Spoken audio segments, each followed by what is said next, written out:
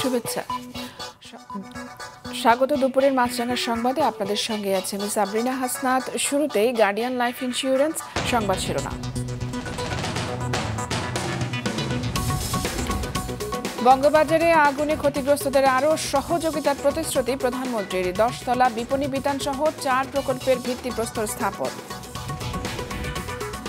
বঙ্গোপসাগরে সৃষ্ট নিম্নচাপটি বিকেলের রূপ নিতে পারে ঘূর্ণিঝড়ে। কাল বিকেলে আঘাত হানতে পারে চট্টগ্রাম, খুলনা ও বরিশাল উপকূলে। এবং বৈরী আবহাওয়ার পাশাপাশি খাদ্য, ওষুধ ও বাচ্চার দাম অস্বাভাবিক বাড়ায় হুমকিতে পাবনার পোল্ট্রি শিল্প। সিন্ডিকেটকে দুষছেন খামারিরা। এবারে বিস্তারিত। বঙ্গবাজারে অগ্নিকাণ্ডে ক্ষতিগ্রস্তদের মার্কেট করে দেওয়া হচ্ছে। ব্যবসা শুরুর জন্য আরও সহযোগিতার প্রতিশ্রুতি দিলেন প্রধানমন্ত্রী শেখ হাসিনা। সকালে ঢাকা দক্ষিণ সিটি কর্পোরেশনের 4টি প্রকল্পের ভিত্তিপ্রস্তর স্থাপন অনুষ্ঠানে একথা বলেন তিনি। আরও জানাচ্ছেন ইফতিশাম নাসিম মৌ। 2023 সালের 4 এপ্রিল বঙ্গবাজারে ঘটে ভয়াবহ অগ্নিকাণ্ড। ক্ষতিগ্রস্ত হন 2961 জন ব্যবসায়ী। এবার সেখানে হতে যাচ্ছে 10 তলা বিশিষ্ট বঙ্গবাজার নগর পাইকারি বিপণী বিতান, যেখানে পুনর্বাসন করা হবে ক্ষতিগ্রস্ত ব্যবসায়ীদের। এর পাশাপাশি ঢাকা দক্ষিণে নির্মাণ করা হবে রায়ের বাজার স্লুইস গেট থেকে লোহার ব্রিজ পর্যন্ত 5 কিলোমিটার 8 সারির সড়ক ও কামরাঙ্গীর চর থেকে পোস্তাগোলা পর্যন্ত ইনার সার্কুলার রিং রোড, যার নাম দেয়া হয়েছে বীর মুক্তিযোদ্ধা শেখ ফজলুল হক মনি সরণি। এছাড়াও ধানমন্ডি লেকের পাড়ে স্থাপিত হবে নজরুল সরোবর। হাতে নেওয়া হয়েছে শহীদ হোসেন সোহরাওয়ার্দী শিশু পার্ক আধুনিকরণ প্রকল্প। বঙ্গবাজারে এই 4টি প্রকল্পের ভিত্তিপ্রস্তর স্থাপন করেন প্রধানমন্ত্রী শেখ হাসিনা। রোপণ করেন একটি নিম গাছের চারা। ঢাকার অভিভাবক হিসেবে তার কাছে ঢাকার চাবি হস্তান্তর করে ঢাকা দক্ষিণ সিটি কর্পোরেশন। নতুন প্রকল্পগুলো স্মার্ট বাংলাদেশ গড়তে বিশেষ ভূমিকা রাখবে বলেন মেয়র। আপনার দিক নির্দেশনায় উন্নত বাংলাদেশের উন্নত রাজধানী, বুদ্ধিদীপ্ত স্মার্ট ঢাকা আমরা গড়েই তুলব। পুরনো ঢাকার সাথে নারীর টান আছে উল্লেখ করে এই জনপদের উন্নয়নে নানা পদক্ষেপ নেয়ার কথা জানান প্রধানমন্ত্রী। কিছুক্ষণ আগেই আপনারা জানেন যে মার্কেটটা উদ্বোধন করলাম। এটা হয়ে গেলে পরে সুষ্ঠুভাবে, সুন্দরভাবে পরিবেশে আপনারা আপনাদের ব্যবসা চালাতে পারবেন, সেই ব্যবস্থাটা আমরা করেছি। আর মার্কেটে যারা ক্ষতিগ্রস্ত তাদেরকে আমরা ইতিমধ্যে, এখন তো আমি সরাসরি সব কিছু অনলাইনে পাঠিয়ে দিই বিকাশের মাধ্যমে এবং মোবাইল ফোনের মাধ্যমে তাদেরকে আর্থিক সহায়তা তখন আমরা দিয়েছি। নতুনভাবে আবার দোকান করতে গেলে আমি জানি হয়তো কিছু সহযোগিতা লাগতে পারে, সেখানেও কতটুকু কি করা যায় আমি সেটা দেখব।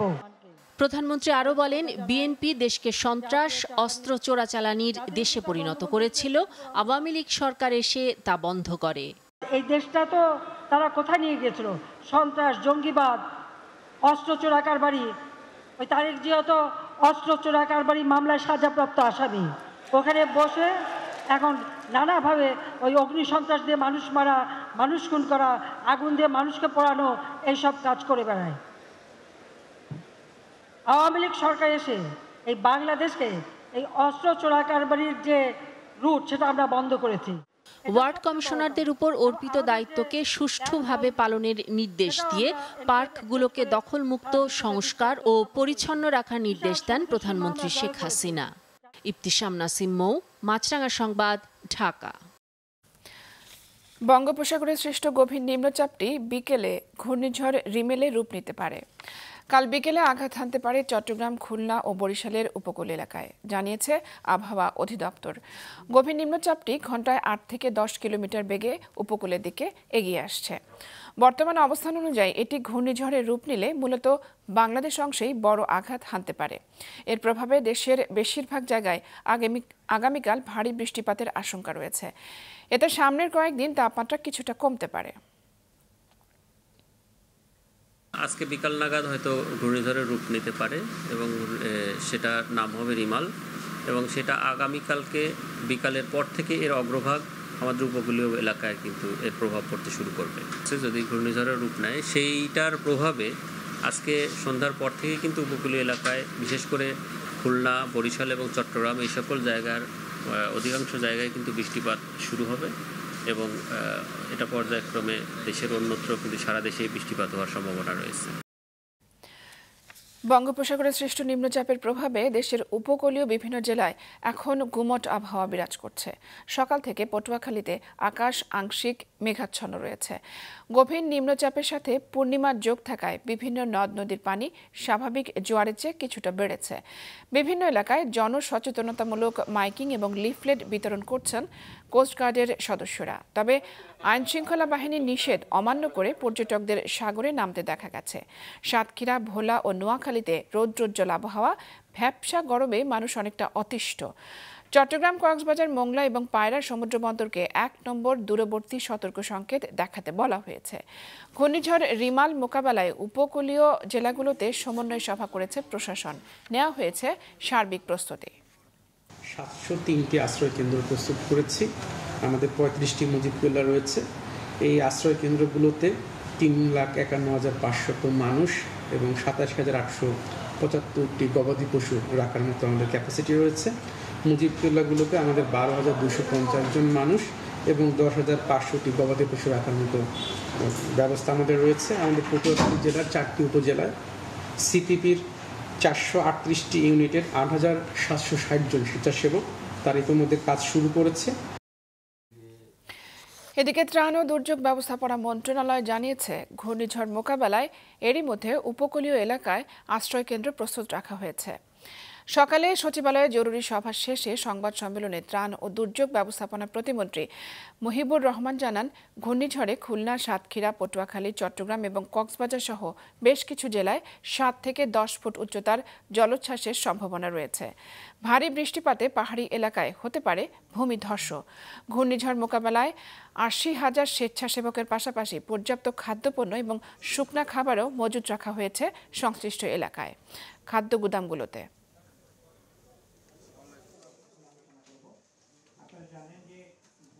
কালকে সন্ধ্যা নাগাদ এটা আঘাত হানবে, এটা এইভাবে পূর্বাভাসে যেটা আমরা বুঝতে পেরেছি। এবং আজকে রাত্রেই ১২টা ১টা থেকে এটা ডেঞ্জার পয়েন্টে চলে যেতে পারে। রাত্রে ১২টা ১টা নাগাদ এটা ১০ নম্বর স্থির মহাবিপদে চলে যেতে পারে, এরকম একটা সম্ভাবনা আছে। ঢাকায় গত সন্ধ্যায় হয়ে গেল মেরিল প্রথম আলো পুরস্কারের ২৫তম আসর। রজত জয়ন্তীর এই বর্ণাঢ্য আয়োজন ছিল নানা চমকে ভরা। তাবাসসুম আহমেদ এবং নুরুন্নাহার উইলিকে সাথে নিয়ে মমিতা জান্নাতের প্রতিবেদন।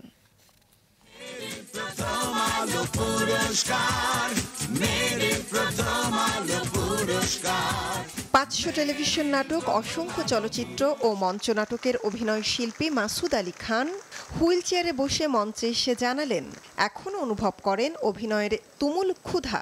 ৯৫ বছর বয়সী এই শিল্পীর অভিনয় জীবন ৫ দশকেরও বেশি। এবারের আসরের আজীবন সম্মাননা পাওয়া গুণী এই শিল্পী তরুণদের উদ্দেশ্যে রাখলেন মূল্যবান পরামর্শ। যারা অভিনয় করেন তারা যেন মনোপ্রাণ দিয়ে অভিনয় করেন। অভিনয়টা এমনই একটা জিনিস, একবার যার ভেতরে ঢুকে এটার তার বাড়ি থেকে অন্য জায়গায় যায় না। হাত ধরেন, একসাথেই থাকবো। মেরিল এবং প্রথম আলোর যুগলবন্দির ২.৫ দশক দেশের টেলিভিশন, চলচ্চিত্র সহ শিল্পের সব শাখার অগ্রযাত্রায় সারথি হওয়ার প্রত্যয়ে ১৯৯৯ সালে শুরু হয়েছিল এই যৌথ পথ চলা। রজত জয়ন্তীতে এসেও এদেশের বিনোদন জগতের কল্যাণ ও শিল্পীদের পাশে থাকার প্রত্যয় ব্যক্ত করলেন আয়োজকরা। আমরা ২৫ বছর ধরে অনুষ্ঠান করছি এবং প্রথম আলোর সঙ্গে একসাথে আছেন ২৫ বছর ধরে স্কয়ার টয়লেট্রিজ লিমিটেড এবং তার ব্যবস্থাপনা পরিচালক অঞ্জন চৌধুরী। এবং আমাদের অবশ্যই স্কয়ার টয়লেট্রিজের জন্য আমাদের বড় করে একটা হাততালি দিতে হবে সবার পক্ষ থেকে। আমি ধন্যবাদ জানাতে চাই প্রথম আলোকে, কারণ আজকে বা এই ২৫ বছর ধরে যে আমরা এই সন্ধ্যাটি আমরা উপভোগ করি, এটা কিন্তু সব কৃতিত্ব প্রথম আলোর পরিবারের সকল সদস্যদের জন্য। এটা কিন্তু নট জাস্ট একটা বছরে একটা দিন করলাম, এটা আমাদের একটা প্রচেষ্টা যে এই দিনটাতে আপনাদেরকে বিশেষভাবে সম্মানিত করা। কারণ আমরা খুব ভালো করেই জানি, আমরা যারা এন্টারটেনমেন্ট ইন্ডাস্ট্রিতে আছি, যে আপনি কতটা পরিশ্রম করেন, এবং আমরা শুধু টিভি বা সিনেমাতে গিয়ে আমরা যেদিকে আপনাদের বা গান শুনি, কিন্তু এর পিছনে কতটা অনুশীলন করতে হয়, কতটা কষ্ট করতে হয়, এই জিনিসগুলোকে আমরা অ্যাপ্রিসিয়েট করি। আমাদের এই আজকের এই সুন্দর আয়োজনটা আমরা করে থাকি প্রতি বছর। আপনাদেরকে অশেষ ধন্যবাদ ও কৃতজ্ঞতা। ফান দিয়ে কোনো কিছুর মান বিচার হয় না, একদম। কথার জাদুকর নন্দিত উপস্থাপক হানিফ সংকেত মানেই আলাদা মাত্রা। দীর্ঘ 2 দশক পর তারই পরিচালনা ও উপস্থাপনায় রজত জয়ন্তীর আসরটি রূপ পেয়েছিল সুরুচি আর ঐতিহ্য আধুনিকতার মেলবন্ধনে গড়া এক মনোমুগ্ধকর সাংস্কৃতিক আয়োজনের।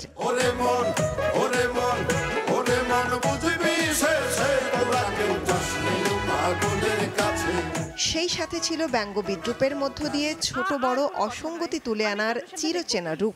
কি শিরোনাম করবেন? যে কারাগার থেকে বের হয়ে সরাসরি প্রথম আলোর অনুষ্ঠানে নায়িকা পরিমণি। বরাবরের মতোই সমালোচকদের দৃষ্টিতে সেরাদের দিয়ে শুরু হয় পুরস্কার প্রদান অনুষ্ঠান। গুটি ওয়েব সিরিজের জন্য সেরা চিত্রনাট্যকার নির্বাচিত হলেন আবু সাইদ রানা, জাহিন ফারুক, রবিউল রবি ও শঙ্খ দাশগুপ্ত। সেরা পরিচালক আশফাক নিপুণ, সেরা অভিনেত্রী আজমেরি হক বাঁধন ও সেরা অভিনেতা মোশাররফ করিম। সীমিত দৈর্ঘ্য কাহিনী চিত্রে সেরা চিত্রনাট্যকার মৌমিতা হুসেইন, সেরা নির্দেশক সাকিব ফাহাদ, সেরা অভিনেত্রী নির্বাচিত হয়েছেন তানজিন তটিনী, সেরা অভিনেতা তারিক আনাম খান। সমালোচক পুরস্কারে চলচ্চিত্র ও ওয়েব ফিল্ম বিভাগে সেরা চলচ্চিত্র নির্বাচিত হয়েছে আম কাঁঠালের ছুটি। সেরা পরিচালক মোহাম্মদ নুরুজ্জামান, সেরা অভিনেত্রী ফারিন, সেরা অভিনেতা লিওন আহমেদ। এবার তারকা জরিপ পুরস্কারের পালা। নাটক, সীমিত দৈর্ঘ্য কাহিনী চিত্র ও ওয়েব সিরিজে দর্শকদের বিচারে সেরা অভিনেত্রী হয়েছেন মেহজাবিন চৌধুরী, সেরা অভিনেতা আফফান নিশো। অন্যদিকে চলচ্চিত্র ও ওয়েব ফিল্ম বিভাগে দর্শকরা সেরা নবাগত হিসেবে রায় দিয়েছেন নাজনীন নিহাকে, সেরা গায়িকা অবন্তী সিথি, সেরা গায়ক ইমরান মাহমুদুল আর সেরা অভিনেতা অভিনেত্রীর তকমা পেলেন নুসরাত, ইমরোজ তিশা ও আফফান নিশো। দেশের সংস্কৃতি ও বিনোদন অঙ্গনের জনপ্রিয় এই আয়োজনটি শীঘ্রই দেখা যাবে মাছরাঙা টেলিভিশনের পর্দায়। মৌমিতা জান্নাত, মাছরাঙা সংবাদ, ঢাকা। খাদ্য, ওষুধ এবং মুরগির বাচ্চার দাম অস্বাভাবিক বৃদ্ধি পাওয়ায় পাবনায় হুমকিতে পড়েছে পোলট্রি শিল্প, যার প্রভাবে ব্যাপকভাবে উৎপাদন কমার পাশাপাশি অস্থির হয়ে উঠেছে ডিম ও মুরগির বাজার। প্রতিনিধি শহীদুল ইসলামকে সাথে নিয়ে উৎপল মির্জার রিপোর্ট। জেলার খামার সমৃদ্ধ শঙ্করপুর গ্রামের মুরগির খামারি সুজন মিয়া 15,000 মুরগির ধারণ ক্ষমতার এ খামারে নানা প্রতিকূলতায় বর্তমানে মুরগির সংখ্যা কমে দাঁড়িয়েছে 2,000-এ। অস্বাভাবিক মূল্য বৃদ্ধির কারণে কিনতে পারেননি মুরগির বাচ্চা। সেই সাথে খাদ্যের মূল্য বৃদ্ধি ও বৈরী আবহাওয়া সহ নানা কারণে বেড়ে গেছে উৎপাদন ব্যয়। যে উৎপাদন করতেছি তার চাইতে আমাদের খরচটা বেশি হয়ে যাচ্ছে। আমাদের এখানে ক্যাপাসিটি 15,000, বর্তমানে এখন 2,000 মুরগি নিয়ে পড়ে আছি, কারণ বাচ্চা পাচ্ছি না, বাচ্চার দাম অতিরিক্ত বেশি। একই চিত্র মালিগাছা, মালঞ্চি, মাহমুদপুর, ফকিরপুর সহ খামার প্রধান বিভিন্ন গ্রামে। গত মাস থেকে এ মাসের প্রথম সপ্তাহ পর্যন্ত আবহাওয়া চরম উষ্ণ থাকায় মারা গেছে অনেক মুরগি। এছাড়া খাদ্য ও ঔষধ ব্যবসায়ীদের একচেটিয়া বাজার নিয়ন্ত্রণের কারণে চরমভাবে ক্ষতিগ্রস্ত হচ্ছে খামারিরা। এই যে খাদ্যর ফিটের ব্যবসা করে তারা সিন্ডিকেট করে এই ছোট খামারি যারা আছে এদের কিন্তু একদম শেষ করে দিয়েছে।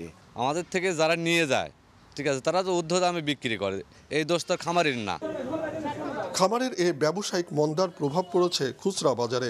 উৎপাদন ব্যয় বৃদ্ধি পায়, এক মাসের ব্যবধানে মুরগি ও ডিমের দাম বেড়েছে অস্বাভাবিক। প্রোডাকশনটা কমে গেছে, এর কারণে ডিমের দামটা বৃদ্ধি পাচ্ছে। এরই মধ্যে নিম্ন ও মধ্যআয়ের ক্রেতাদের নাগালের বাইরে চলে গেছে ডিম ও মুরগির দাম। এক মাসের ব্যবধানে ডজনে ডিমের দাম বেড়েছে 30 টাকা, ব্রয়লারের দাম কেজি প্রতি 50 আর সোনালির দাম বেড়েছে 70 টাকা। মুরগির অস্বাভাবিক দাম গরিব মানুষের কিনে খাওয়া অসম্ভব। স্থানীয় ভোক্তা অধিকার অধিদপ্তর জানায়, উৎপাদন ব্যয় বৃদ্ধির কারণে ঊর্ধ্বমুখী মুরগি ও ডিমের দাম। তবে যৌক্তিক মূল্য নির্ধারণ ও নিয়ন্ত্রণেও কাজ করছে এ দপ্তর। খামারি পর্যায়ে আসলে 9 টাকার উপরে বিক্রি হবে, এটাই আসলে ধাতব্য। তবে ক্ষেত্র বিশেষে এখন দেখা যাচ্ছে যে 11 টাকায়ও ডিম বিক্রি হচ্ছে, সেক্ষেত্রে আসলে আমরা তদারকিটা আরও জোরদার করেছি, সেক্ষেত্রে আমরা তাদের আইনের ব্যবস্থা গ্রহণ করছি। জেলার পোলট্রি শিল্প রক্ষা, ডিম এবং মুরগির দাম স্থিতিশীল রাখতে খাদ্য, ঔষধ ও মুরগির বাচ্চা সিন্ডিকেট ভাঙার দাবি স্থানীয় পোলট্রি খামারিদের। উৎপল মির্জা, মাছরাঙা সংবাদ, পাবনা। আজ জাতীয় কবি কাজী নজরুল ইসলামের 125তম জন্মবার্ষিকী।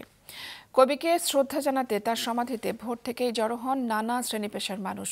শ্রদ্ধা জানায় আওয়ামী লীগ ও বিএনপির শীর্ষ নেতারা। নজরুলের জন্মদিনে সরকারি ছুটি ঘোষণার আবেদন জানিয়েছে তার পরিবার। মাহমুদ কমলের রিপোর্ট। উচ্চাটন মন ঘরে রয়ে না পিয়া মোর। প্রিয়ার ভালোবাসার টানে তার উচ্চাটন মন রয়নি ঘরে, ছুটে গেছেন দূর দ্বীপবাসিনীর কাছে। প্রিয়ার খোঁপায় পড়িয়েছেন তারার ফুল, রেখে গেছেন লাল টুকটুক বউয়ের আলতা পায়ের চিহ্ন, বাজিয়েছেন মধুর বাঁশরি।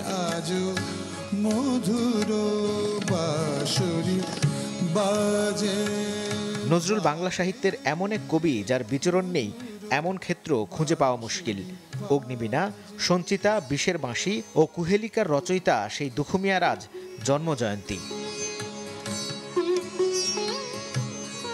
ভোর থেকেই ফুলে ফুলে ভরে ওঠে তার সমাধি। শ্রদ্ধা জানায় কবির পরিবার সহ নানা সামাজিক সাংস্কৃতিক সংগঠন। জন্মদিনে সরকারি ছুটির আবেদন নজরুল পরিবারের। কাজী নজরুল ইসলাম আমাদের জাতীয় কবি, তার জন্মদিবসে ছুটিটা ঘোষণা করা হোক, সেটা এখনো হয়নি। দুর্গমগিরি কান তারা মোর দুস্তর পাড়া বারো হয়ে, এই গানটি যেন জাতীয় পর্যায়ে ব্যবহার করা হয়। শ্রদ্ধা জানান বিভিন্ন রাজনৈতিক দলের নেতারাও। আওয়ামী লীগের পক্ষ থেকে শ্রদ্ধা জানান দলটির সাধারণ সম্পাদক ওবায়দুল কাদের। বিএনপির পক্ষ থেকেও জানানো হয় শ্রদ্ধা। রাজনৈতিক ইস্যুতে দুপক্ষই দেয় পাল্টাপাল্টি বক্তব্য। বিএনপির পৃষ্ঠপোষকতা, বাংলাদেশের কিছু সাম্প্রদায়িক অশুভ শক্তি, এরা তৎপর সাম্প্রদায়িকতার বিষ বৃক্ষকে সমূলে উৎপাদিত করে অসাম্প্রদায়িক বাংলাদেশ গড়ব। আজও আমরা গণতন্ত্র হারা, অধিকার হারা। প্রতিটি মুহূর্তে, প্রতিটি ক্ষণে নজরুলের কবিতা, গান, তার সমস্ত সাহিত্য সৃষ্টি আমাদেরকে উদ্বুদ্ধ করছে। আজকের বিদ্যমান এই যে রাজনৈতিক পরিস্থিতি, সেই পরিস্থিতিতে আমাদেরকে প্রতিবাদ করতে। জাতীয় কবির জন্মজয়ন্তী উপলক্ষে তাকে শ্রদ্ধা জানিয়ে দেশব্যাপী চলছে নানা আয়োজন। মাহমুদ কমল, মাছরাঙা সংবাদ, ঢাকা। ঝিনাইদহ 4 আসনের এমপি আনোয়ারুল আজিম আনার হত্যায় ডিবির কাছে রিমান্ডে থাকা আমানুল্লাহ ওরফে শিমুল ভূঁইয়া, শিলাস্তি রহমান এবং ফয়সাল আলী ওরফে সাদি আরও গুরুত্বপূর্ণ তথ্য দিচ্ছে বলে জানিয়েছেন অতিরিক্ত কমিশনার ও ডিবি প্রধান হারুনুর রশিদ। দুপুরে মিন্টু রোডে ডিবি কার্যালয়ে সংবাদ সম্মেলনে তিনি জানান, ওই হত্যা মামলায় ভারতীয় গোয়েন্দা দল রিমান্ডে থাকা 3 জনের সাথে কথা বলে নানা তথ্য উপাত্ত সংগ্রহ করছে। অধিকতর তদন্তে মহানগর গোয়েন্দা পুলিশের একটি দল আজ বা আগামীকাল কলকাতায় রওনা দিবে বলে জানান তিনি। বলেন, ওই হত্যার আগে টাকা আদায় এবং পরে হত্যার পরিকল্পনা ছিল আগে থেকেই। এলাকায় আধিপত্য এবং পূর্ব বাংলা কমিউনিস্ট পার্টির সাথে দ্বন্দ্ব ও এলাকার নিয়ন্ত্রণ নেয়ার জন্য এমপি আনারকে হত্যা করা হয়। কোরবানির ঈদ সামনে রেখে ব্যস্ত সময় পার করছেন বরিশালের খামারিরা। তবে চলতি বছর গোখাদ্যের দাম বাড়ায় কোরবানির পশুর বাজার নিয়ে দুশ্চিন্তায় তারা। এদিকে লক্ষ্যমাত্রার চেয়ে বেশি পশু প্রস্তুত রয়েছে দাবি প্রাণী সম্পদ অধিদপ্তরের। বরিশাল থেকে স্টাফ রিপোর্টার গিয়াসউদ্দিন সুমনের তথ্যচিত্রে ডেস্ক রিপোর্ট। কোরবানির ঈদ সামনে রেখে কালু নামের এই গরুটির দাম হাঁকা হয়েছে 7 লাখ টাকা। এটির ওজন 700 কেজির ওপরে। মোটা তাজা করতে ঘাস এবং দানাদার খাবার দেওয়া হয়েছে কালুকে। বরিশালের আবুল খায়ের মসজিদের ইমামতির পাশাপাশি 4 বছর আগে খামার দেন। এখন তার গরু রয়েছে 17টি। দাম 1 লাখ থেকে 7 লাখ টাকা পর্যন্ত। এই কোরবানির উপলক্ষে এখন 17টা গরু আছে। এটির লালন পালন করা লাগে, খাবার টাবার দেওয়া লাগে। এই আমি বেতন পাই 20,000 টাকার মতো পরে। আমি এই 4 বছর ধরে চাকরি করি। গোখাদ্যের দাম বেশি থাকায় পশুপালনে হিমশিম খেতে হচ্ছে জানান এই খামারি। ন্যাচারাল খাবার খাওয়াই, তার সাথে সাথে দানাদার খাবার খাওয়াই, ভুসি কয়েক আইটেমের ভুসি খাওয়াই। বর্তমান ভুসির যে দাম, সেখানে আমাদের গরু লালন পালন করতে অনেক খরচ বেশি হইতেছে, আর এই জন্য কোরবানিতে ক্রেতার বেশি দামে গরু ক্রয় করতে হবে। আমি সরকার বাহাদুরের কাছে দাবি জানাই যে তিনি যদি এই গো খাবারের খাদ্যের দামটা কমাইতে পারেন, তাহলে আশা করি আমরা যারা ফার্মার রয়েছি এবং যারা গরু কোরবানিতে ক্রয় করবে ক্রেতা সকলেই একটা উপকৃত হবে। খাবারের অনেক দাম বৃদ্ধি এবং গরুর লগে আমরা অনেক পরিশ্রম দিতে দিতে সারাদিন এই গরুর লগে কাজবাজ, গরুর নাওয়ান দোয়ান, খাবার ব্যাপারে এইগুলোই আমরা পরিশ্রম ব্যাপারে আছি সারাদিন। দানাদার খাদ্যের উপর চাপ কমিয়ে উন্নত ঘাস চাষে উদ্বুদ্ধ করা হচ্ছে খামারিদের। তাতে উৎপাদন খরচ কম হবে এবং পশু হৃষ্টপুষ্ট হবে। নিরাপদ মাংস সরবরাহের জন্য মাঠ পর্যায়ে উঠান বৈঠকের মাধ্যমে খামারিদের অবহিত করছেন প্রাণী সম্পদ অধিদপ্তরের কর্মকর্তারা। নিরাপদ মাংস সরবরাহের জন্য আমরা স্টেরয়েড বা হরমোন ব্যবহারে নিরুৎসাহিত করছি। আমাদের মাঠ পর্যায়ের যারা কর্মকর্তা রয়েছেন তারা খামারিদেরকে উঠান বৈঠকের মাধ্যমে এ বিষয়টি অবহিত করছে। ঈদুল আজহা উপলক্ষে বরিশাল জেলায় এবছর 1,14,500-র বেশি পশু মজুত রয়েছে। চাহিদার তুলনায় প্রায় 1,500 পশু বেশি দাবি প্রাণী সম্পদ অধিদপ্তরের। মাছরাঙা নিউজ ডেস্ক।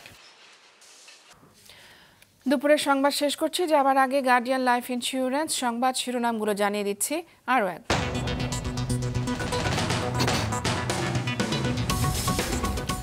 বঙ্গবাজারে আগুনে ক্ষতিগ্রস্তদের আরও সহযোগিতার প্রতিশ্রুতি প্রধানমন্ত্রীর। 10 তলা বিপণী বিতান সহ 4 প্রকল্পের ভিত্তিপ্রস্তর স্থাপন।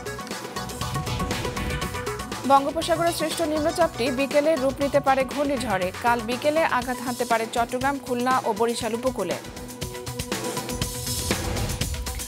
এবং বৈরী আবহাওয়ার পাশাপাশি খাদ্য, ওষুধ ও বাচ্চার দাম অস্বাভাবিক বাড়ায় হুমকিতে পাবনার পোল্ট্রি শিল্প। সিন্ডিকেটকে দুষছেন খামারিরা। এই ছিল এখনকার মতো। ফেসবুকে আপডেট পেতে ভিজিট করুন মাছরাঙা টেলিভিশনের পেজে। ইউটিউব চ্যানেলেও দেখতে পারেন আমাদের সংবাদ, প্রতিবেদন এবং অনুষ্ঠান। আমাদের পরবর্তী সংবাদ বিকেল 5টায় দেখার আমন্ত্রণ রইল।